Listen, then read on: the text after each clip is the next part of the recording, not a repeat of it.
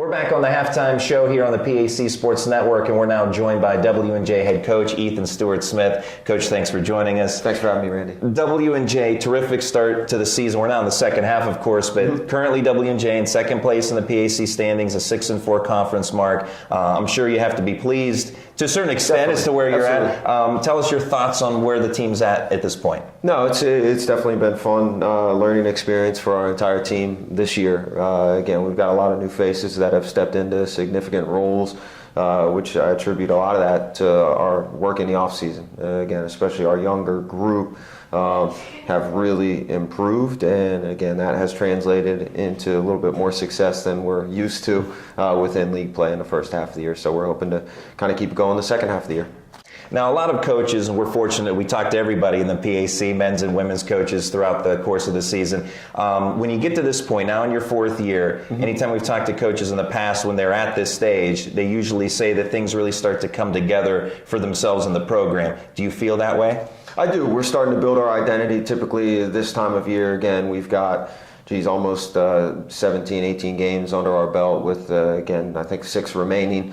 So most teams have taken on a specific identity. Rotations, for the most part, are kind of settled in, and guys are really starting to carve out their role and figure out where they can thrive. And I think that's no different with our team. And again, our challenge has been different day, different guys have stepped up. So being able to find a balance and see who's performing their role up to their expectations on that specific day, and what day calls for what roles, again, if that makes sense. So it's been fun to see our growth as a group and guys really settle in and start to take advantage of those roles.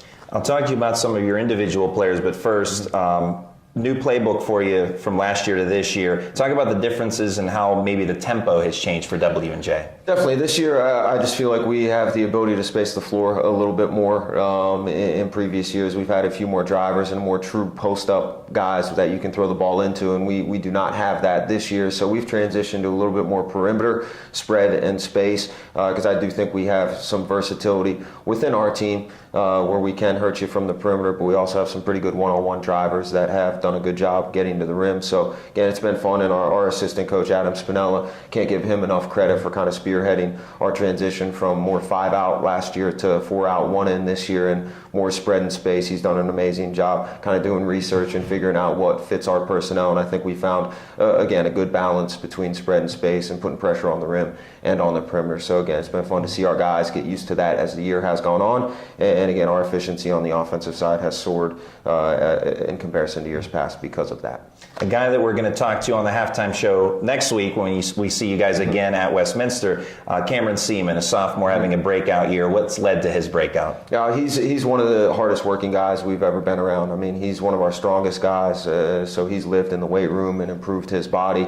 He comes from an unbelievable high school program where he's had to battle and scratch and claw his way into a role, and he's one of the guys that wasn't satisfied with his role last year and really kind of took that to heart and had a chip on his shoulder in the offseason and has really improved. So he's spent a lot of time in the gym with the ball, improving on his game, and it's come full circle with him kind of taking hold of a pretty significant role within our team, and we look to him to kind of get us going and to close games out. So again, I'm glad that the work has paid off for him, and we've been able to ride him as the year has gone on. It's been very exciting. He's a sophomore. You have a great crop of freshmen, Primo Zini, who you can maybe name the Rookie of the Year award after at this point. He's already won it 5 times.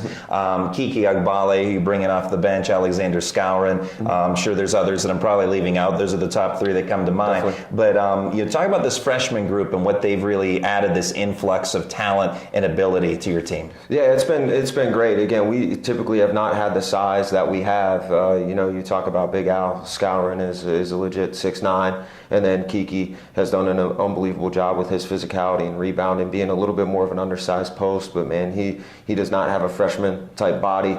So those guys have really helped to anchor our interior. They're also learning as far as being great screeners and drop down guys. So between those two, they're over 50% from the floor. All we ask of those guys is to defend the post, rebound, and screen, and they've really carved out those roles and excelled within those roles. And then Primo, he doesn't act like a freshman, he doesn't think like a freshman. He's really mature, and we've been able to ride him in certain games as well. He's just a really polished freshman that we're excited to see as he continues to grow within his W&J career.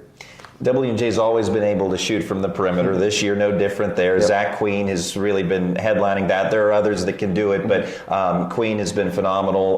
Most threes in the conference at this point in the year. Had 8 on Monday night against St. Vincent earlier in the week. What does he add to the team? We talked about those other guys, but what kind of threat does he present then on the outside? Yeah, he really forces teams to make a decision. Do they guard our drivers one-on-one, or do they help and maybe you force kickouts to him when he's shooting? Since the Christmas break, he's shooting almost 50% from 3. So he's just done a great job of helping our drivers space. And again, when teams have started to collapse on our drives, he's knocking them down at a really high clip. And a lot of that, again, another guy that's improved in the offseason. He put on 15 pounds from last season to this season. He was another guy that wasn't pleased with his role last year, and he put the work in. And again, now he's really grabbed that role and has flown with it, especially in this second semester. He's just been great with his activity and his spacing. As far as W&J, we noted second place currently in the PAC standings.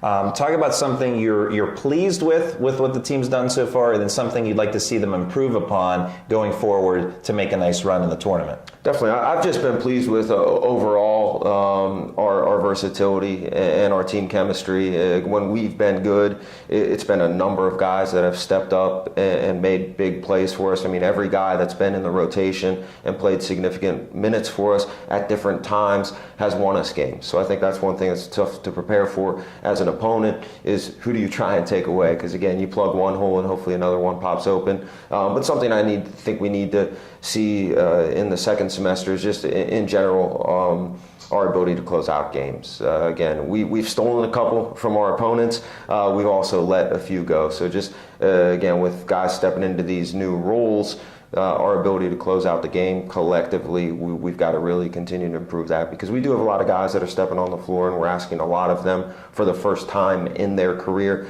That's an area that we need to improve on if we're going to get to where we want to go. And looking at our game here today on the PAC Sports Network, we're at the half as W&J hosts Chatham.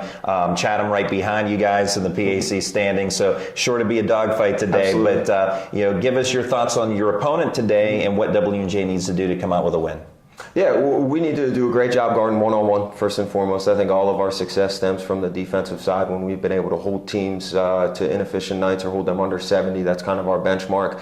We've gotten results that we wanted. And Chatham really puts pressure on you one-on-one, and very similar to us, you've got to make a decision. Do you help on drivers and maybe give up the perimeter when they're, I believe, the second or third leading team as far as three-pointers within our league? They've got a lot of versatile guys that can score, put it on the floor, and also on the perimeter. So again, just I think our defensive kind of presence and ability to guard the ball one-on-one are going to be keys for us. And then our ability is the same thing on the offensive side. Can we stretch them out and force them to a decision whether they're helping on our drivers? If they're not, then we've got to be able to score a little bit one-on-one. If they are helping, we're going to have to knock down some shots from the perimeter. That's W&J head coach Ethan Stewart-Smith. Coach, thanks so much for your time and Thanks good so luck. much, Randy. We'll have the second half of today's ball game when we come back right after this.